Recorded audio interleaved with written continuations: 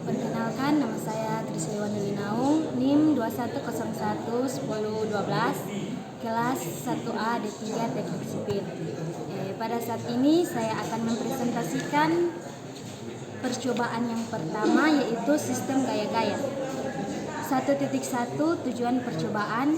Yang pertama, kami sebagai mahasiswa dapat menguraikan ke dalam komponen vektor N. Yang kedua, menentukan resultan gaya-gaya. Yang ketiga, membandingkan penguraian gaya menurut teori dan praktek. 1.2 alat yang dipakai bisa dilihat di lembar peragaan.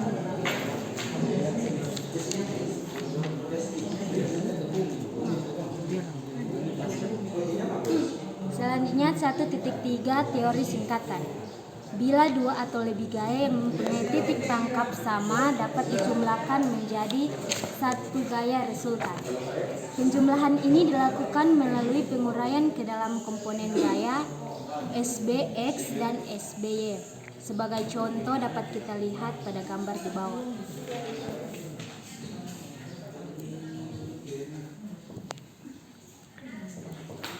Komponen gaya-gaya dapat dituliskan sebagai berikut.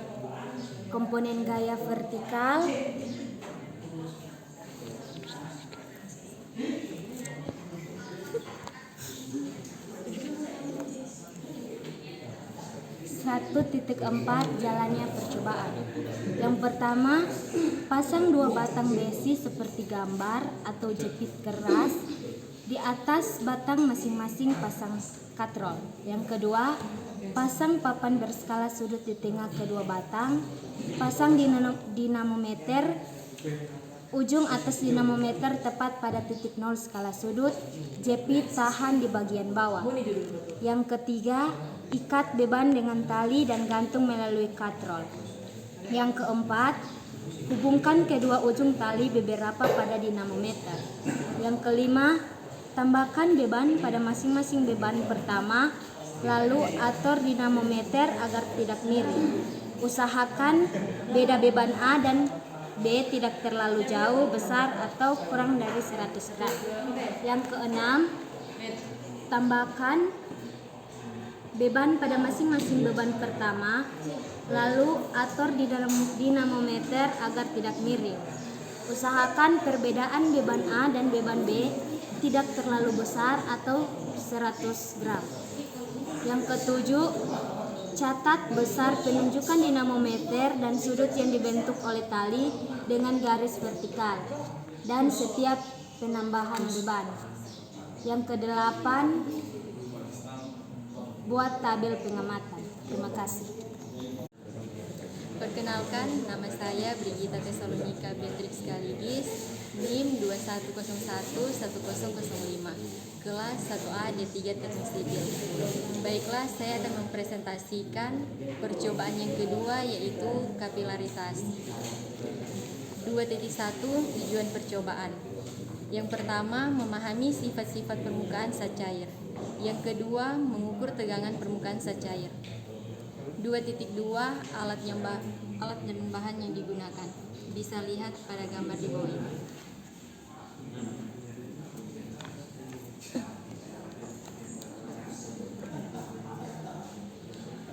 2.3 teori singkat.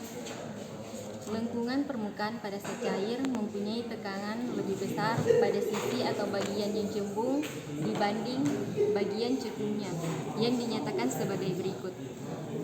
P1 kurang P2 sama dengan Y kali 1 per R1 tambah 1 per R2, di mana P1 sama dengan tekanan pada sisi cembung, R2 sama dengan tekanan pada sisi cekung, Y sama dengan koefisien tegangan permukaan, R1 R2 sama dengan masing-masing jari-jari sisi cembung dan cekung permukaan.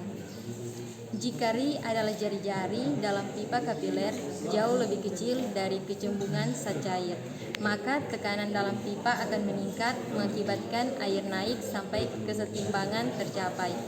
Karena R1 sama dengan R2 sama dengan R kali cos theta, maka P1 kurang P2 sama dengan 2Y kali cos theta per R. Perbedaan tekanan mengakibatkan naiknya air setinggi H dalam pipa kapiler agar terjadi kesetimbangan. Dengan rumus 2Y kali cos theta per R sama dengan GH rho per rho aksen. Keterangan G sama dengan percepatan gravitasi bumi, P sama dengan massa jenis cair, P aksen sama dengan massa jenis larutan dalam cair. Bisa dilihat pada gambar di bawah ini.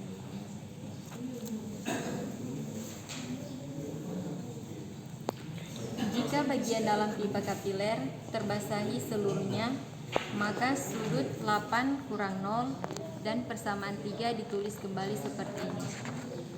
Y sama dengan 1/2 GHR kali rho kurang rho aksen. 2.4 Jalannya percobaan. A. Menentukan jari-jari dalam pipa kapiler. Tutup salah satu ujung pipa kapiler dengan plastik, kemudian isi air raksa setinggi 1 cm. Angkat pelan-pelan lalut timbang air raksa tersebut, misalnya massanya mg. Hubungan jari-jari dalam pipa dengan massa air raksa adalah R sama dengan akar M per Pt kali rho, di mana R sama dengan jari-jari dalam pipa kapiler, M sama dengan massa air raksa, T tinggi air raksa dalam pipa kapiler, rho sama dengan massa jenis air raksa sama dengan 13,55 mg per mm pangkat 3. B. Pengukuran tinggi cair dalam pipa. Yang pertama, siapkan larutan sabun dalam bejana. Yang kedua, isi cair ke dalam bejana tempat pipa-pipa kapiler, maka cair akan naik setinggi H tergantung diameter pipa. Yang ketiga, ukur kenaikan tinggi cair dalam pipa kapiler, dihitung dari permukaan cair dalam bejana, misalnya H0. Yang keempat, tambahkan larutan yang sudah disiapkan 3 tetes ke dalam bejana. Lalu ukur tinggi air dalam pipa kembali, misalnya H2. Yang kelima, ulangi percobaan 4 untuk konsentrasi yang lain. Bisa perhatikan pada tabel di bawah ini.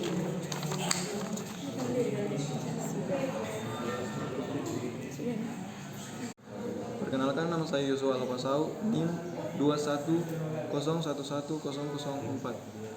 Kelas 1A D3 Teknik Sipil. Di sini saya akan mempresentasikan materi 3, yaitu ayunan matematis. Kita lihat pada gambar berikut. Di sini ada tujuan percobaan. Yang pertama, menentukan percepatan gravitasi bumi Politeknik Negeri Manado. Yang kedua, memahami hubungan antara getaran harmonik dengan percepatan gravitasi. Alat-alat yang dipakai. Di sini ada 5 alat yang dipakai. Yang pertama yaitu mistar berskala, yang kedua tali, yang ketiga bola besi, yang keempat batang besi, dan yang terakhir, yang kelima yaitu stopwatch. Dasar teori dari materi ini yaitu gerak osilasi yang sering kita jumpai adalah gerak ayunan yang bekerja di bawah pengaruh gravitasi bumi. Jika simpangan ayunan tidak terlalu besar, maka osilasinya atau getarannya berbentuk gerak harmonik sederhana. Gerak harmonik sederhana ini terjadi karena ada gaya atau gaya berat yang bekerja pada benda yang arahnya selalu berarah ke pusat titik kesetimbangan yang disebut gaya pembalik. Komponen tangensial adalah gaya pembalik bola yang cenderung mengembalikan bola pada posisi kesetimbangannya. Dengan rumus F sama dengan min mg sin theta. Bila sudut 0 cukup kecil, maka dapat diambil sin theta sama dengan x per L sama dengan theta sama dengan dalam radian, sehingga x dapat didekati sama dengan X sama dengan L. Kita lihat pada gambar berikut. Itu adalah figur 3 ayunan matematis. Di situ F sama dengan min miligram sin theta sama dengan min mg sama dengan min mg sekant per 1. F sama dengan min mg per 1 kali x. F sama dengan min k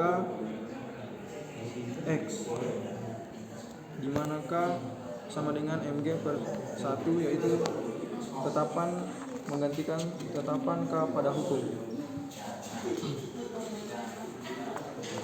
Setelah k diganti dengan nilainya yaitu mg per 1, maka diperoleh periode getaran ayunan sebagai berikut. T sama dengan 2pi akar L per G.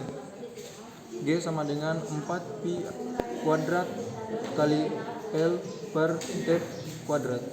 Dengan L sama dengan panjang tali dan G sama dengan gravitasi bumi dan T sama dengan periode ayunan. Untuk urutan percobaan kita bisa lihat, untuk urutan percobaan susun alat percobaan sesuai gambar. Ukur panjang tali, ambil 200 cm. Simpangkan bola lebih kurang 150. Catat waktu yang digunakan untuk satu putaran atau periode. Tilangi percobaan sampai 4 untuk panjang tali yang berbeda.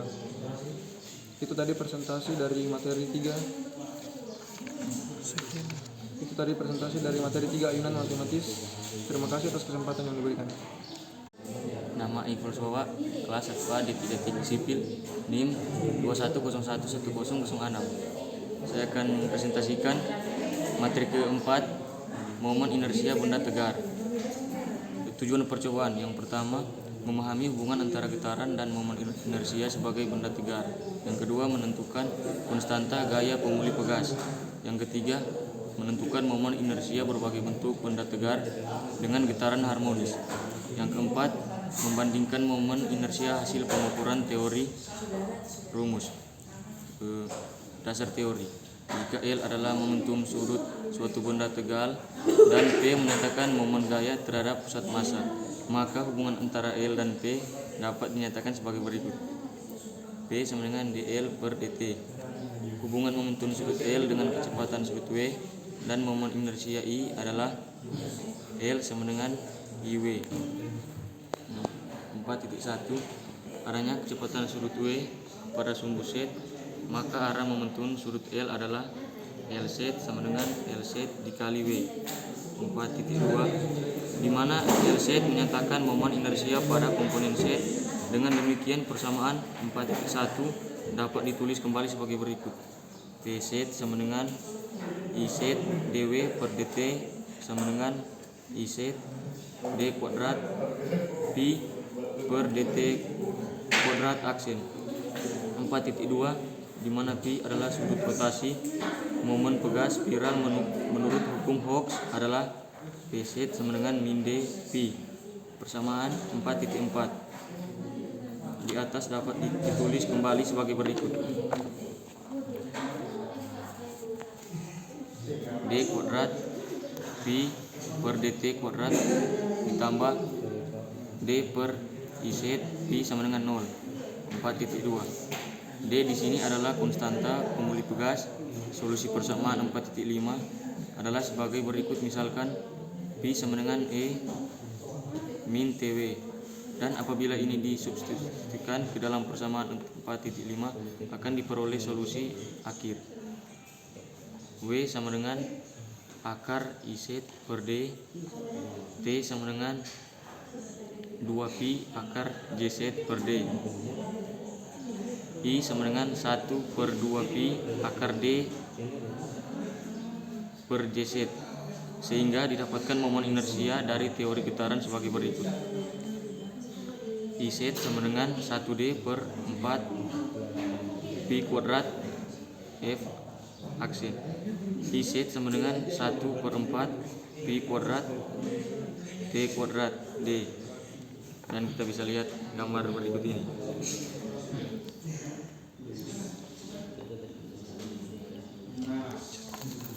Ya, gambar 4.1. Grafik momen 1 dengan jarak R. Untuk menentukan konstanta torsi pegas, pertama-tama tarik putar berputar batang yang sudah terpasang pada torsi, misalnya sebesar 8 sampai 180 derajat. Theta harus dalam radian. Lalu baca skala dinamometer, ukur jarak lengan gaya L, yaitu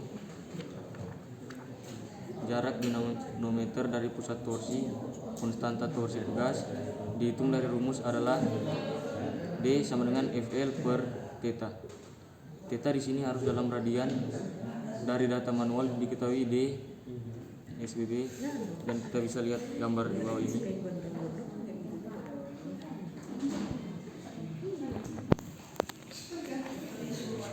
Ya, 4.1 daftar rumus momen inersia benda menurut teori.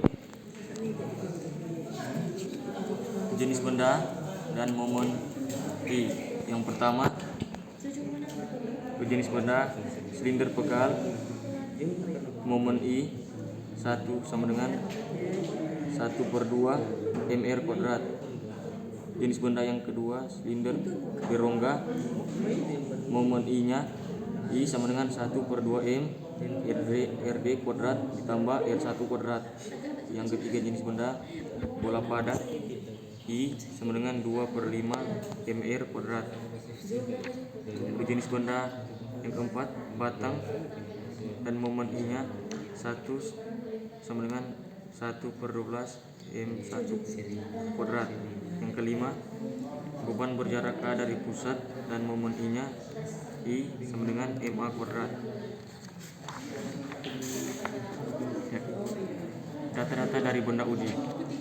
Yang pertama silinder pejal, yang kedua silinder berongga, yang ketiga bola padat, dan yang keempat batang. Dan yang kelima beban berjarak A dari pusat. Kita bisa lihat gambar di bawah ini.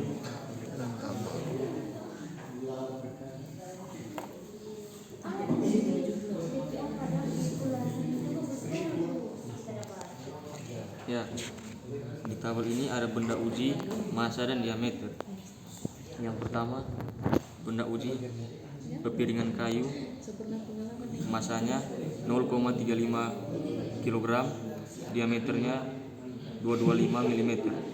Yang kedua benda uji bola kayu dan massanya 0,96 kg, diameternya 145 mm. Dan yang ketiga benda uji batang besi dan massanya 0,132 kg, diameternya 600 mm. Benda uji yang keempat silinder kayu, massanya 0,35 kg, diameter 225 mm. Benda uji yang keempat silinder besi berongga, massanya 0,35 kg, diameternya 90/86,6 mm. Benda uji yang keenam piringan besi dengan 9 lubang, massa 0,74 kg, diameter 400 mm. Ya, 4.3 urutan percobaan. Yang pertama, susun rangkaian percobaan seperti gambar. Yang kedua, pasang batang dengan posisi benda pada tempat yang sudah ditandai. Yang ketiga, putar batang dengan sudut 60 lalu lepaskan hingga kebutang bergerak bolak-balik. Yang keempat, hitung periode putarannya setiap jarak A, jarak beban ke pusat. Yang kelima, lakukan 2-4 untuk posisi beban dan sudut putar yang berbeda. Yang keenam, ganti batang dengan bola dan lakukan poin 3.4 dan 6. Yang ketujuh, ganti bola dengan piringan dan lakukan poin 7. Kita masuk dalam. Sekian dan terima kasih. Ya, terima kasih. Perkenalkan, nama saya Matthew Dominic Pasuhu, NIM 210110003, jurusan D3 Teknik Sipil, prodi D3 Teknik Sipil dari kelas 1A D3 Teknik Sipil. Kali ini saya akan menjelaskan tentang viskositas. Tujuan percobaan viskositas. 1. Mengerti adanya gesekan antara benda yang bergerak dengan fluida. 2. Memahami perilaku fluida kental. 3. Menentukan koefisien kekentalan atau viskositas fluida kental. 2. Alat-alat yang digunakan. Bisa dilihat alat-alat yang digunakan. Yang pertama ada tabung panjang, Kedua ada fluida kental atau oli dan gliserin. 3 bola-bola kecil. 4 mikrometer skrup. 5 sendok saringan untuk mengambil bola. 6 stopwatch. Dan ketujuh aerometer. Setiap benda yang bergerak dalam fluida mendapat gaya gesek atau gaya viskos dan gaya Archimedes yang disebabkan oleh viskositas fluida. Gaya gesek tersebut sebanding dengan kecepatan relatif benda. Khusus untuk benda yang berbentuk bola dan bergerak dalam fluida homogen mengalami gaya menurut hukum Stokes sebagai berikut. F sama dengan minus 6 Pn RV dengan keterangan N sama dengan koefisien kekentalan fluida, R sama dengan jari-jari bola, V sama dengan kecepatan relatif gerak bola dalam fluida. Pemakaian hukum Stokes di atas harus memenuhi syarat sebagai berikut. A. Ruang tempat fluida tidak terbatas atau ukurannya cukup besar dibanding bendanya. B. Tidak terjadi turbulensi dalam fluida atau kecepatan bola tidak boleh terlalu besar. Jika bola tadi mempunyai massa jenis dilepaskan tanpa kecepatan awal di atas permukaan fluida kental, maka bola-bola tersebut bergerak ke bawah dengan kecepatan konstan. Kecepatan konstan ini tercapai karena adanya gaya kesetimbangan antara gaya Archimedes, gaya Stokes yang berarah ke atas dengan gaya berat berarah bawah.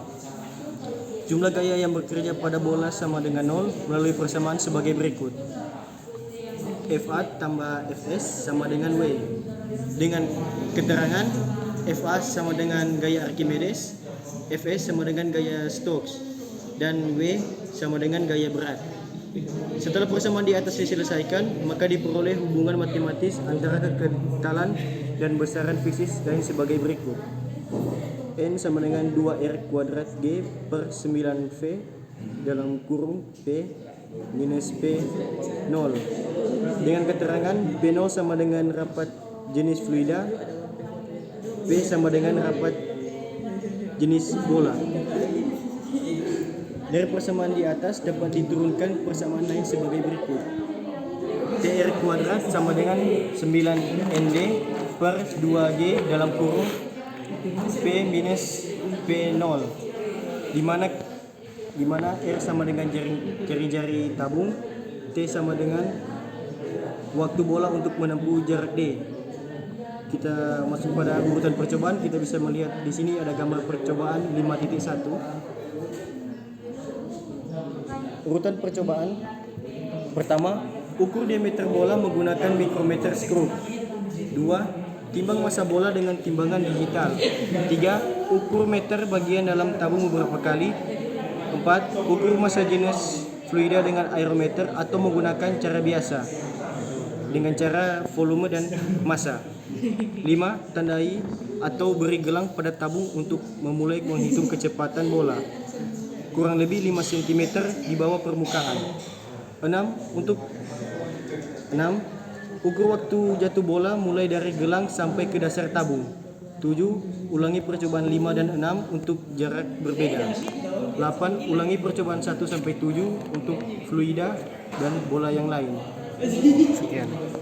Terima kasih atas kesempatan yang telah diberikan dan mohon koreksinya jika ada kesalahan. Terima kasih. Baik, terima kasih atas kesempatan yang telah diberikan. Perkenalkan, nama saya Calvin Panggerapan, NIM 21011033, kelas 1A D3 Teknik Sipil. Baik, saya akan mempresentasikan materi 6 tentang kapasitas panas jenis zat padat. Materi pertama, tujuan percobaan. Yang pertama, memahami hubungan teori dan praktik tentang penggunaan azas Black atau menghilangkan panas jenis zat padat. Yang kedua, memahami prinsip kerja dari kalorimeter. Yang ketiga, menghubungkan panas jenis zat padat. Yang keempat, menghitung nilai air kalorimeter dan rasio antara 1 kurang T1 dengan 12 kurang 1, di mana T itu adalah temperatur kamar. Baik, materi berikutnya, alat-alat yang digunakan bisa kita lihat pada gambar berikut ini. Yang pertama ada neraca, yang kedua ada kalorimeter, yang ketiga ada termometer, dan yang keempat adalah bejana uap. Kita masuk pada materi berikut tentang dasar teori. Jika suatu benda dicelupkan ke dalam fluida yang mempunyai temperatur lebih rendah dari fluida T, maka benda tersebut akan melepaskan kalor dan seterusnya diserap oleh fluida. Dan pada suatu saat akan tercapai keadaan setimbang atau subfluida 12. Jumlah kalor yang dilepaskan oleh benda harus sama dengan jumlah kalor yang diserap oleh fluida atau bisa disebut azas Black. Pada percobaan ini, benda yang diukur panas jenisnya pertama-tama dipanaskan dalam bejana uap. Dengan demikian, pada kondisi ini dapat diasumsikan bahwa temperatur benda sama dengan temperatur air dalam bejana uap tadi. Perlu diingat bahwa titik di air bergantung pada tekanan udara pada saat itu juga. Maka sebelum melakukan pengukuran terlebih dahulu, catat tekanan udara baru tentukan titik didih air menurut tabel. Menurut asas Black, panas yang diterima air sama dengan panas yang diberikan benda yang dipanaskan tadi. Pada keadaan demikian dapat dinyatakan dalam persamaan sebagai berikut. MB CB dalam kurung TB kurang T2 sama dengan dalam kurung MA tambah H dalam kurung lagi T2 kurang T1. Dengan keterangan MB adalah massa benda, MA adalah massa air, CB adalah panas jenis benda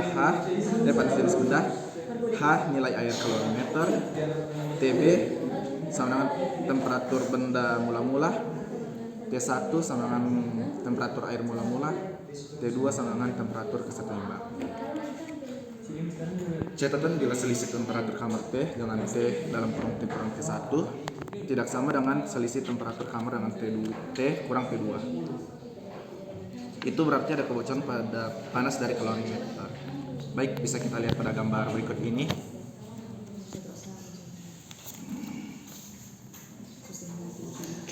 Baik, kita akan masuk pada materi berikutnya adalah urutan percobaan. Yang pertama-tama harus kita panaskan bejana uap. Yang kedua, timbang benda yang akan diukur dengan diukur panas jenisnya atau MB massa benda tadi. Yang ketiga, masukkan air ke dalam kalorimeter secukupnya, lalu timbang massanya M2.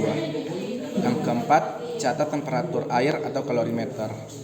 Yang kelima, benda yang dipanaskan dalam bejana uap T5 dipindahkan ke dalam kalorimeter lalu diaduk hingga terjadi kesetimbangan. Yang keenam, catat temperatur kesetimbangan. Yang ketujuh, ulangi poin 2 sampai 6 untuk benda lain. Yang ke-8, catat temperatur kamar. Dengan demikian presentasi saya, sekian dan terima kasih. Baik, terima kasih atas kesempatan yang diberikan. Saya Calvin Ibsen Deho, NIM 21011008, kelas 1AD 3 Teknik Sipil. Nah, baiklah, saya akan mempresentasikan percobaan 7, yaitu jembatan Winston. Kita masuk pada materi yang pertama, yaitu 7.1, tujuan percobaan. Yang satu, dapat memahami pengukuran resintansi di luar multimeter. Dan yang kedua, mengukur resintansi suatu tahanan dengan prinsip jembatan Winston. Materi yang kedua 7.2 yaitu alat yang digunakan, kita bisa lihat pada gambar di bawah ini, yaitu yang pertama sumber tegangan, yang kedua galvanometer, dan yang ketiga buah resistor, keempat kawat tembaga dengan soket, yang kelima kabel. Nah, materi yang selanjutnya yaitu 7.3 dasar teori. Kawat AB pada gambar 7B adalah kawat konduktor pada plat kayu berskala di mana Rx dapat ditentukan dengan sistem jembatan Winston. Kita bisa lihat pada gambar di bawah ini rangkaian percobaan jembatan Winston.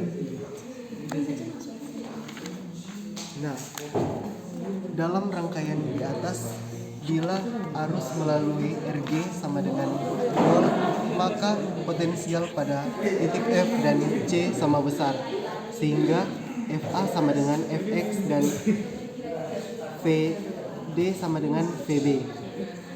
Dengan VA VB, Vx, dan VA masing-masing menyatakan jatuh tegangan pada resistor RA, RB, RY, dan RD persamaan 7.1. Dapat ditulis kembali menjadi Vx per Vd sama dengan VA per VB atau Vx sama dengan Vd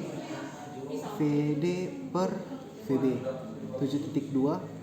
Karena arus yang lewat R sama dengan lewat R1, maka potensial pada ujung-ujung resistor tersebut sama dengan VA sama dengan IRA, dan VB sama dengan IRB. Sehingga persamaan 2 dapat ditulis kembali menjadi Vx sama dengan Vd RA per RB. Dalam percobaan yang digunakan sebagai perbandingan RA dan RB dari bahan yang sama yaitu kawat konduktor dengan resistivitas sama tahanan jenis, maka RA sama dengan PLA per A dan RB sama dengan PLB per A. Demikian dapat ditulis kembali sebagai berikut: Vx sama dengan Vd LB per A. Rx dan Ra adalah seri saat Ig sama dengan 0. Jadi persamaan 7.5 menjadi Rx sama dengan Rd La per Lb. Kita masuk pada materi selanjutnya yaitu 7.4, urutan percobaan. Rangkaian percobaan sesuai dengan gambar 1b. Yang kedua, atur letak berubah C sampai galvanometer menunjukkan angka 0. Yang ketiga, ukur panjang LA dan LB. Yang keempat, hitung Rx dengan rumus 7.0. Yang kelima, ulangi percobaan 1, 2, 3, dan 4 untuk Rx yang berbeda-beda. Nah, sekian presentasi dari saya. Terima kasih. Baik, selamat sore. Perkenalkan, nama saya Elizabeth Mangalape, NIM 21011002, kelas 1A D3 Teknik Sipil. Di sini saya akan mempresentasikan materi 8, parakalor listrik. Yang pertama, 8.1, tujuan meneliti hubungan antara dua bentuk energi dan menentukan nilai kesetaraan ekuivalen energi panas dan listrik. Lalu yang kedua, alat yang digunakan bisa kita lihat pada gambar. Yang pertama, bejana kalorimeter, kedua catu daya atau sumber tegangan, ketiga termometer, dan keempat voltmeter, kelima amperemeter, dan keenam stopwatch. Lalu materi selanjutnya 8.3, dasar teori. Panas yang diterima oleh fluida atau air digunakan untuk menaikkan energi dalamnya. Untuk rumus bisa kita lihat pada gambar.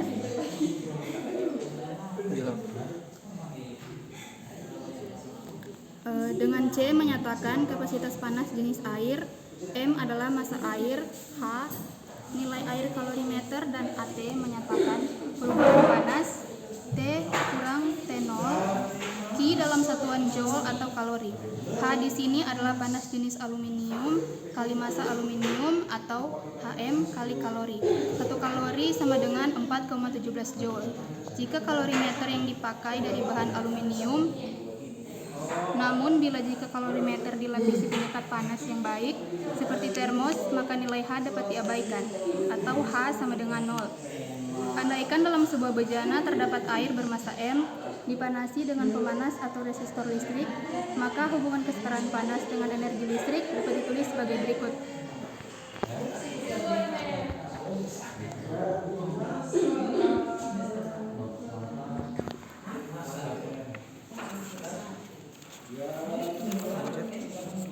Laju kenaikan suhu air kalorimeter.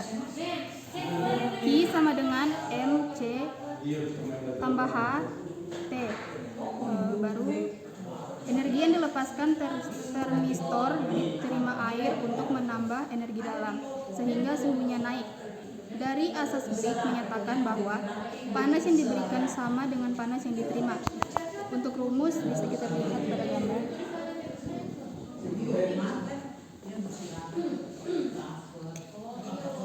A disebut sebagai nilai ekuivalen energi listrik. Jika kalorimeter yang dipakai dilapisi oleh penyekat panas yang baik seperti termos, maka H dapat diukur by rad. Untuk rumus bisa kita lihat lagi pada gambar.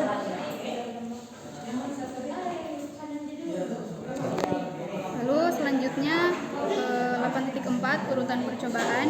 Yang pertama, rangkai percobaan seperti pada gambar. Lalu yang kedua, timbang massa dalam kalorimeter. Lalu isi kalorimeter dengan air secukupnya, lalu timbang kembali. MA sama dengan M A tambah K dikurang MK. Ukur suhu mula-mula air. Lalu saat catu daya di on atau dinyalakan, catat suhu air setiap selang waktu 30 detik. Lalu ulangi percobaan untuk massa air berbeda. Lalu yang terakhir, buat grafik antara Q dan W. Lalu tentukan A dari grafik dan rumus. Sekian presentasi dari saya. Terima kasih. Perkenalkan, nama saya Imar Paraso, NIM 2101-1007, kelas 1A D3 Teknik Sipil. Saya akan mempresentasikan materi tentang resistivitas listrik. Tujuan: 1. Menentukan besaran-besaran yang mempengaruhi resistivitas listrik suatu kawat. 2. Menentukan hubungan matematis antara resistansi dengan besaran tersebut secara eksperimen. 3. Menentukan resistivitas suatu bahan. 3.2 Dasar teori. Setiap benda mempunyai sifat untuk menghambat arus listrik yang dinamakan resistansi. Hubungan resistansi dalam kurung R, arus dalam kurung L, dan benda tegangan V dinyatakan sebagai berikut. Dapat dilihat pada gambar di bawah ini.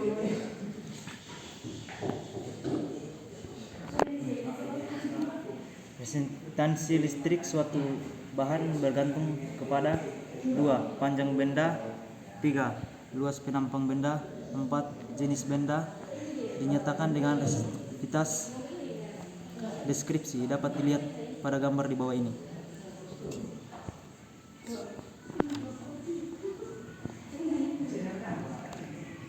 Keterangan: E sama dengan sumber listrik, R sama dengan kawat resistor, A sama dengan ammeter dengan resistasi RA, P voltmeter dengan resistasi RV.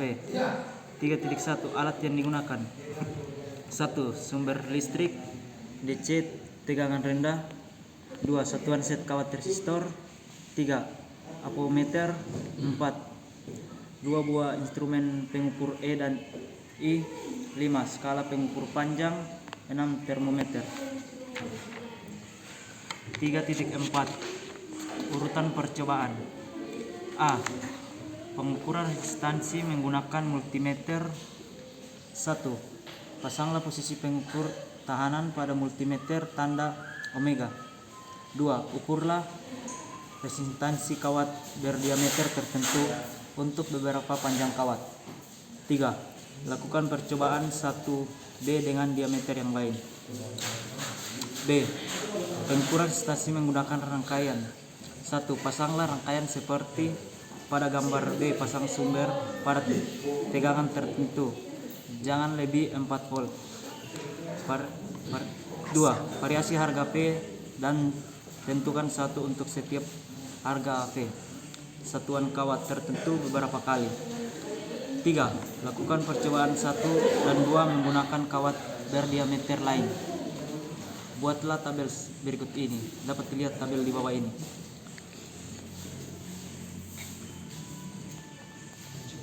Bila tingkat ketelitian tinggi, lakukan koreksi pengukuran koreksi percobaan. Voltmeter membaca potensial V. Potensial ini sebenarnya bukan hanya potensial pada R, tetapi juga potensial pada amperemeter, sehingga mestinya dikoreksi sebagai berikut. potensial PR sama dengan V kurang I kali RA. Jadi R sama dengan PR per I sama dengan V per I kurang RA. Dari hukum OHM bahwa resistivitas suatu kawat penghantar berbanding langsung dengan panjang kawat L, tahanan jenis dan berbanding terbalik dengan luas perampang A. R sama dengan PL per A. Karena resistansi juga berubah dengan berubahnya temperatur bahan, maka R harus dikoreksi menggunakan rumus sebagai berikut. RT sama dengan R0 dalam kurung 1 tambah alfa T, dengan alfa menyatakan koefisien temperatur bahan. Demikianlah presentasi saya. Terima kasih. Perkenalkan, nama saya Juniper Gilbert Othniel Hengkeng, NIM 21011016. Baiklah, saya akan memaparkan gerak jatuh bebas. 1. Tujuan percobaan: menjelaskan hubungan jatuh bebas dengan percepatan gravitasi bumi. 2. Menghitung percepatan gravitasi pada suatu tempat. Ada pula alat yang dipakai. Yang pertama, bola besi. Kedua, magnet Holt. Ketiga, lead barrier. 4. Saklar pemutus. 5. Catu daya. 6. Counter P. Dasar teori: bila sebuah benda dijatuhkan tanpa kecepatan awal di bawah pengaruh gravitasi bumi, benda tersebut jatuh ke arah pusat bumi. Setiap 1 detik dari kecepatan awal, benda bertambah kecepatannya sebesar g atau kecepatan gravitasi. Jarak yang ditempuh benda selama gerak dari tempat jatuhnya magnet Holt sampai ke saklar pemutus selama waktu T adalah F sama dengan 1/2 GT kuadrat. Jarak S di sini adalah jarak antara magnet Holt dengan lead barrier, sedang waktu 1 dapat dibaca pada counter P. Dengan demikian, kecepatan gravitasi G dapat dihitung menggunakan rumus 10,1 sebagai berikut. G sama dengan 2S per T kuadrat. Prosedur percobaan: pertama, 1. Susun alat percobaan seperti gambar. 2. Nyalakan catu daya. 3. Set counter P pada fungsi waktu, kemudian nyalakan. Keempat, ukur jarak antara bola besi pada magnet Holt dengan lead barrier. 5. Tekan saklar pemutus. 6. Lakukan urutan 4-6 untuk berbagai jarak, yaitu menaikkan atau menurunkan lead barrier pada batang besi. 7. Bila ada perubahan spesifikasi alat, tanyakan pada dosen yang bertugas. 8. Hitung percepatan gravitasi di tempat Anda melakukan pengukuran. Catatan: 1. Kabel warna hitam ke catu daya. 2. Warna abu-abu dan merah ke counter P. Demikian materi yang bisa saya jelaskan. Terima kasih. Perkenalkan, nama saya Fahmi Lanta dengan NIM 21011010 dari kelas 1A D3 Teknik Sipil. Baiklah, pada kesempatan ini saya akan memaparkan materi tentang aerodinamika. Tujuan percobaan: menjelaskan fenomena dasar fluida mengalir atau aliran udara. Yang kedua, mengukur gaya angkat aliran udara pada berbagai bentuk profil benda. Ketiga, menentukan secara grafik gaya angkat dan kecepatan aliran udara pada sudut tetap. Yang keempat, menentukan koefisien gesek udara pada berbagai bentuk profil. Yang kelima, menentukan sudut batas atau kritis naiknya pesawat untuk bentuk sayap tertentu. Alat yang dipakai: yang pertama, ada blower dengan motornya. Yang kedua, tabung pitot. 3. Beberapa bentuk contoh sayap pesawat. Keempat, beberapa bentuk profil benda uji. Yang kelima, batang besi. Baiklah, selanjutnya dasar teori. Gaya udara Fv pada suatu profil benda berbanding lurus dengan luas penampang yang tegak lurus aliran udara dan tekanan dinamik dari udara. Atau Fw sama dengan PV pangkat 2 per 2A. Fw sama dengan Cw PV pangkat 2 per 2A, di mana P sama dengan massa jenis udara, V sama dengan kecepatan aliran udara, A sama dengan luas profil benda, Cw sama dengan koefisien gesek udara. Koefisien gesek di sini sangat bergantung pada faktor bentuk suatu benda. Dalam hal ini, walaupun luas penampang benda sama, menghasilkan koefisien gesek yang berbeda pula, menentukan secara grafik hubungan gaya angkat dan gaya geser berbagai kemiringan pada laju aliran tetap.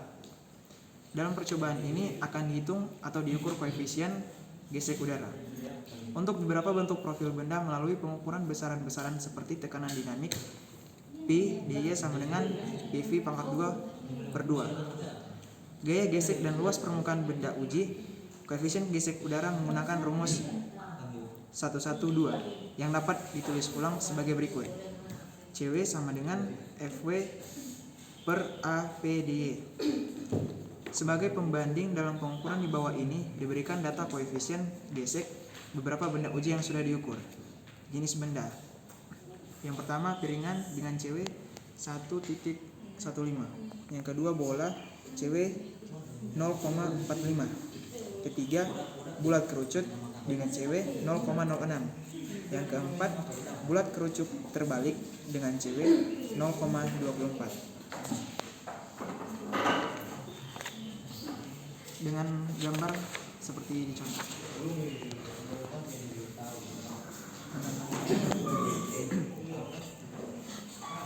Jalannya percobaan. Yang pertama, ukur luas penampang benda uji. Yang kedua, rangkai alat sesuai gambar. Yang ketiga, hubungkan blower dengan sumber tegangan listrik. Keempat, pasang benda uji, kemudian naikkan tahanan geser pelan-pelan. Yang kelima, catat kecepatan aliran udara, tekanan dinamik, dan gaya gesek. Yang keenam, ulangi percobaan untuk kecepatan aliran yang lain. Yang terakhir, ganti benda uji dan lakukan poin 1-4. Terima kasih. Baik Somas, selamat sore. Perkenalkan, nama saya Farah Luande, NIM 210110009, kelas 1A D3 Teknik Sipil. Baiklah, saya akan membawakan materi tentang gaya gesek dan bidang miring. 12.1 tujuan 1. Mahasiswa dapat membandingkan teori dan praktek tentang gaya-gaya di bidang miring. Yang kedua, menentukan koefisien gesek permukaan. 12.2 alat yang dipakai. Yang pertama, papan yang dapat dimiringkan. Yang kedua, dinamometer. Yang ketiga, benda atau balok.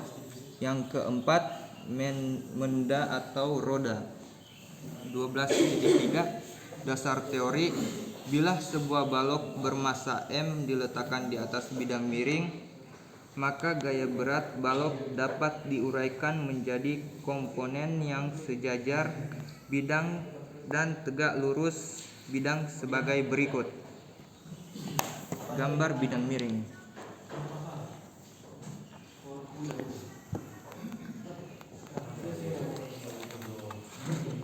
Bila tidak ada gesekan, maka komponen gaya bidang miring adalah F sama dengan mg sin theta.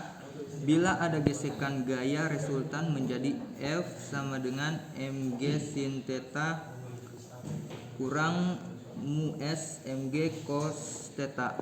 Koefisien gesek di bidang miring statis.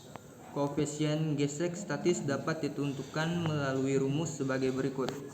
Sigma F sama dengan 0, W sin theta C kurang F max sama dengan 0, mg sin theta C kurang mu S mg cos theta C sama dengan 0, mu S sama dengan sin theta C per cos theta C, di mana theta sama dengan sudut kritis atau sudut bidang di mana benda sudah mulai mau bergerak. Mu S sama dengan koefisien gesek statis dua permukaan.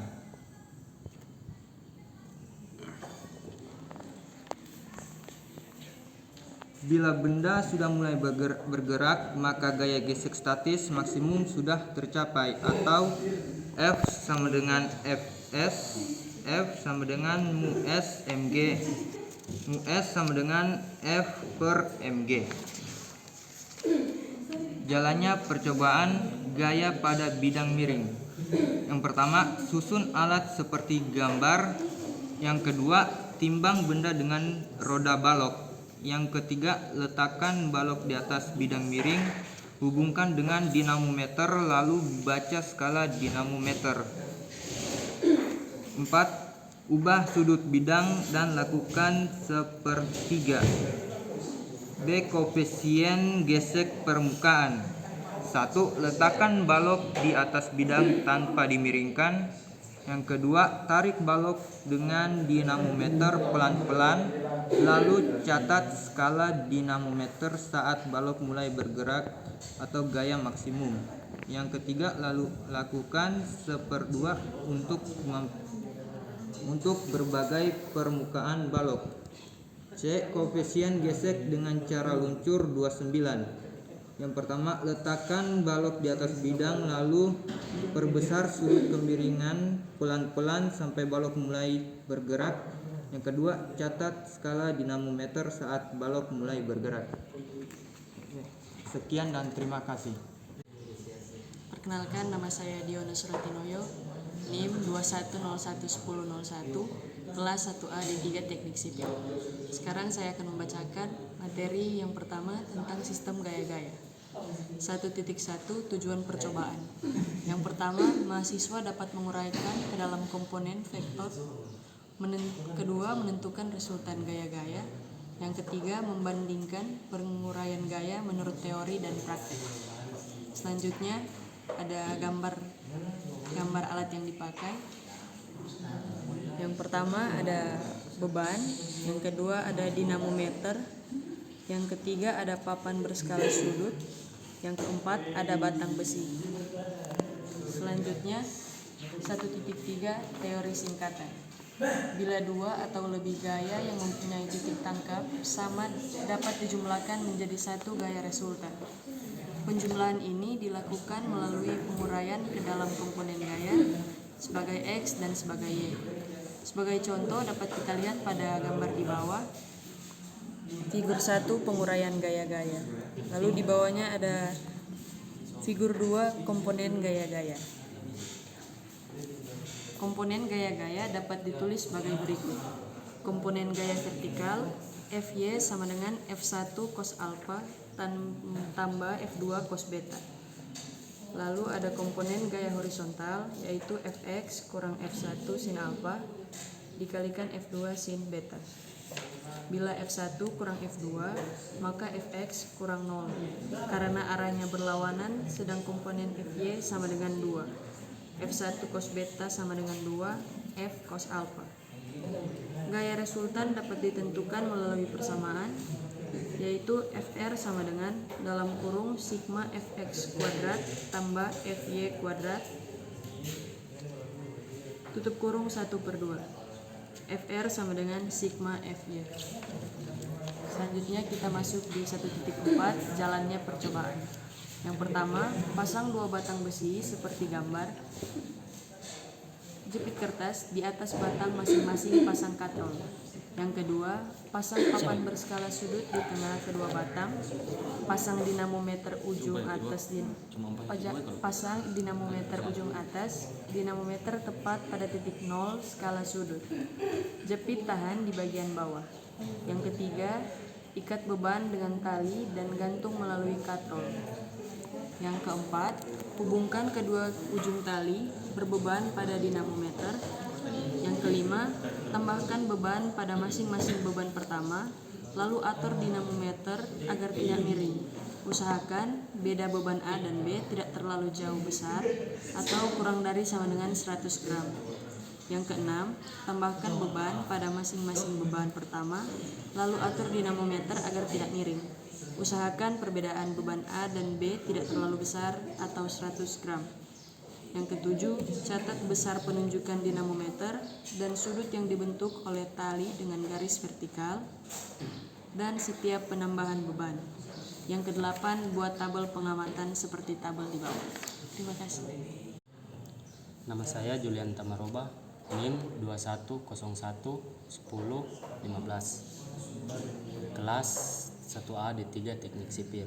Saat ini saya akan mempresentasikan tentang materi 2, kapilaritas. Kita masuk pada pembahasan pertama, yaitu tujuan percobaan. Yang pertama, memahami sifat-sifat permukaan zat air. Kedua, mengukur tegangan permukaan zat air. Pembahasan kedua yaitu alat dan bahan yang akan digunakan, seperti yang tertera pada gambar berikut. Yang pertama, pipa kapiler. Yang kedua, alat ukur panjang atau tinggi. Yang ketiga, fluida yang akan diteliti.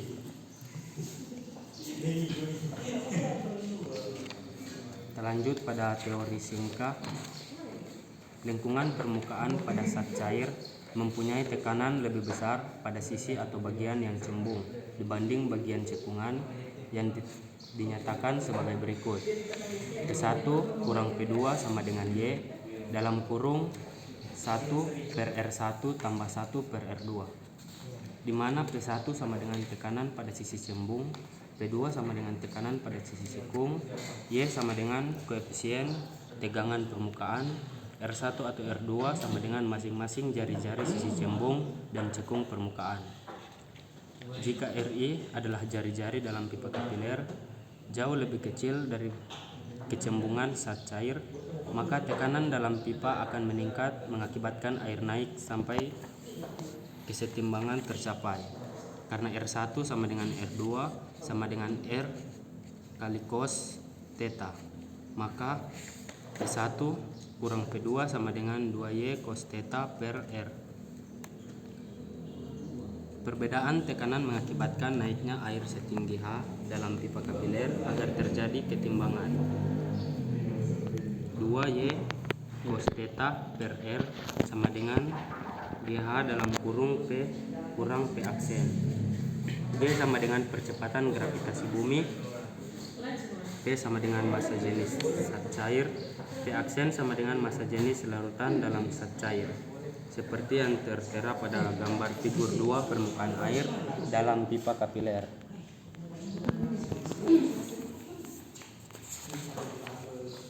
Kita lanjut. Jika bagian dalam pipa kapiler terbasahi seluruhnya, maka sudut 8 kurang 0 dan persamaan 3 ditulis kembali seperti Y sama dengan 1/2 GHR dalam kurung P kurang P aksen. Kita lanjut. Jalannya percobaan. A. Menentukan jari-jari dalam pipa kapiler. Tutup salah satu ujung pipa kapiler dengan plastik, kemudian isi air raksa setinggi 1 cm atau 3 cm. Angkat pelan-pelan lalu timbang air raksa tersebut, misalnya masanya mg. Hubungan jari-jari dalam pipa dengan massa air raksa adalah R sama dengan akar M per pi Tp, di mana R sama dengan jari-jari dalam pipa kapiler, M sama dengan massa air raksa, T sama dengan tinggi raksa dalam pipa kapiler, P sama dengan massa jenis air raksa. D. Pengukuran tinggi zat cair dalam pipa. Pertama, siapkan tarutan sabun dalam bejana. Kedua, isi zat cair ke dalam bejana tempat pipa-pipa kapiler, maka zat cair akan naik setinggi H tergantung diameter pipa. 3. Ukur kenaikan tinggi zat cair dalam pipa kapiler dihitung dari permukaan zat cair dalam bejana, misalnya H0. 4. Tambahkan larutan yang sudah disiapkan 3 tetes ke dalam bejana, lalu ukur tinggi air dalam pipa kembali, misalnya H2. 5. Ulangi percobaan 4 untuk konsentrasi yang lain atau kelipatan 2.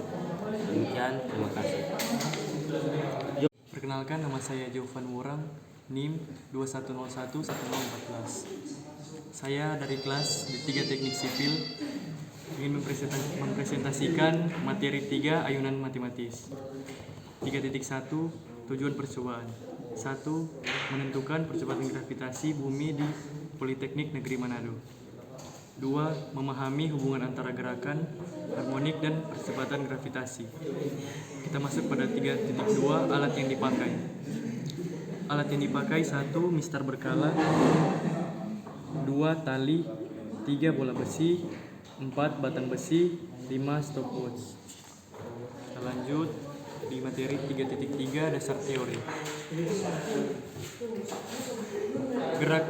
Gerak osilasi yang sering kita jumpai adalah gerak ayunan yang bekerja di bawah pengaruh gravitasi bumi. Jika simpangan ayunan tidak terlalu besar, maka osilasinya dalam kurung getarannya berbentuk gerak harmonik sederhana. Gerak harmonik sederhana ini terjadi karena ada gaya berat yang bekerja pada benda yang arahnya selalu berarah berpusat titik kesetimbangan yang disebut gaya pembalik. Besar gaya pembalik diungkapkan oleh hukum Hooke F sama dengan minus Kx, dengan K adalah tetapan. Lihat gambar, komponen tangensial adalah gaya pembalik bola yang cenderung mengembalikan bola pada posisi setimbangnya. Rumusnya F sama dengan min mg sin theta. Bila sudut 0 cukup kecil, maka dapat diambil sin theta sama dengan X per L aksen, dalam kurung theta sama dengan dalam radian, sehingga X dapat didekati sama dengan gaya, X sama dengan L. Kita lihat pada gambar berikut. Figur 3 ayunan matematis. Rumus F sama dengan min mg sin theta sama dengan min mg sama dengan min mg s per 1. F sama dengan min mg per 1 x. Hasilnya F sama dengan keaksen x. Kita masuk pada 3.2 di mana keaksen sama dengan mg per 1, yaitu tetapan penggantikan tetapan pada hukum Hooke, yaitu F sama dengan minus Kx. Jika persamaan dalam kurung 3.2 ini diselesaikan, yaitu persamaan diferensial order 2, diperoleh periode getaran sebagai berikut. Selanjutnya, rumusnya T sama dengan 2 pi m per keaksen. Setelah keaksen diganti nilainya, yaitu mg per 1, maka diperoleh periode getaran ayunan sebagai berikut. T sama dengan 2 pi akar L per G. G sama dengan 4 pi pangkat 2 L per T pangkat 2. 3.4 dengan L sama dengan panjang tali dan G sama dengan gravitasi bumi. T sama dengan periode ayunan. Kita masuk pada 3.4 urutan percobaan.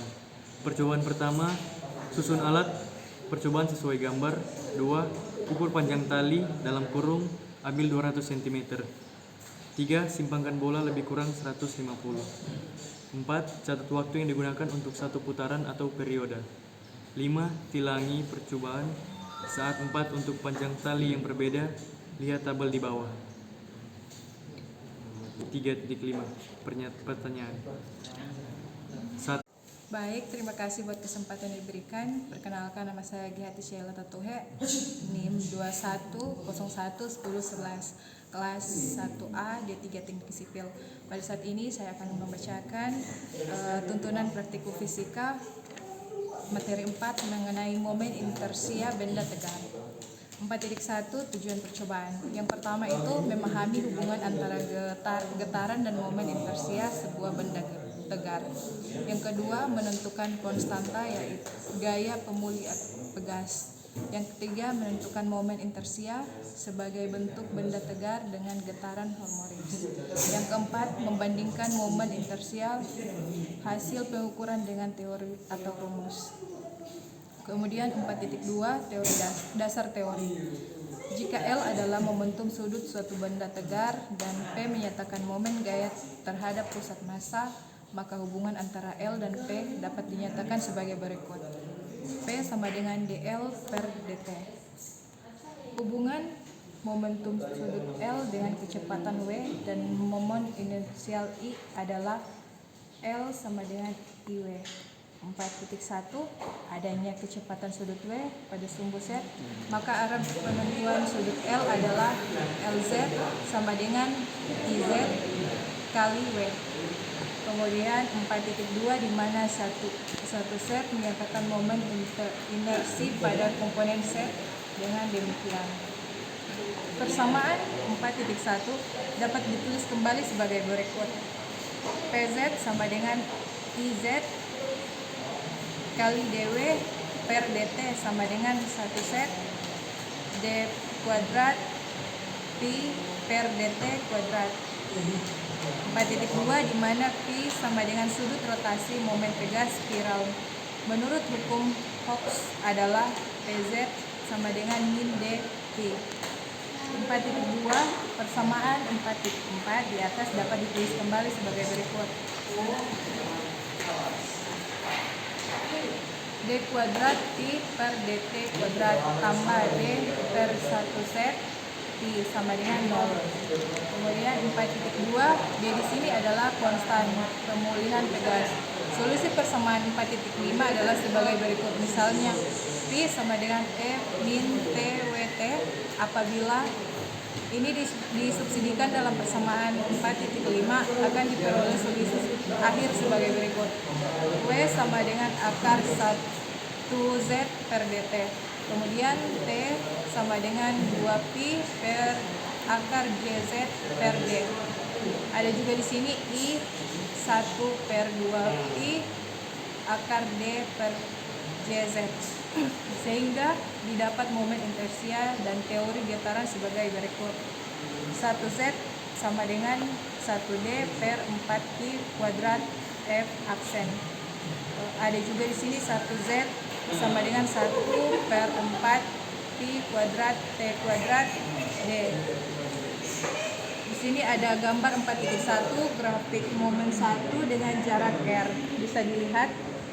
Untuk itu menentukan konstan torsi tegas, pertama-tama tarik putar batang yang sudah terpasang pada torsis misalnya sebesar 8 sampai 180 derajat. Harus diam dalam radial, lalu baca skala dinamometer. Ukur jarak lengan gaya L yaitu jarak dinamometer dari pusat torsi. Konstan torsi tegas dihitung dari rumus adalah D sama dengan FL per konstan. Konstan di sini harus dalam radian. Dari data manual diketahui D sebagai berikut. Gambar 4.2 itu ada rangkaian percobaan, bisa dilihat di sini. Itu ada tabel 4.1 daftar rumus momen inersia benda berikut menurut teori. Di sini ada jenis benda momen 1. Di sini ada silinder pejal, ada kemudian silinder berongga. Ketiga ada bola padat 4 batang. Kelima ada beban jarak dari A ke pusat. Data dari benda uji, yang pertama silinder pejal, kedua silinder berongga, ketiga bola padat, keempat batang, kelima beban berjarak A dari pusat. Bisa dilihat kembali. Kemudian ada juga tabel benda yang diuji, ada juga massa dan diameter.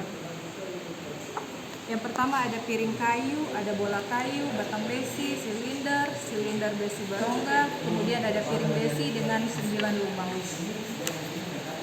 Ada 4.3 urutan percobaan. Yang pertama urutan percobaan yang kita bisa rangkai itu yang pertama susunan rangkaian percobaan seperti di gambar.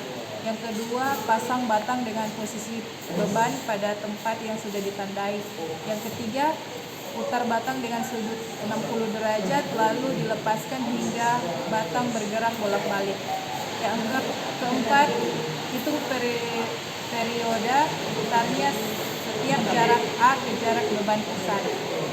Yang kelima, lakukan 2-4 untuk posisi beban yang sudut putar yang berbeda. 6, ganti batang dengan bola dan lakukan poin 3, 4, dan 6. Yang ketujuh, ganti bola dan piring dan lakukan poin ke-7. Terima kasih buat kesempatan yang diberikan.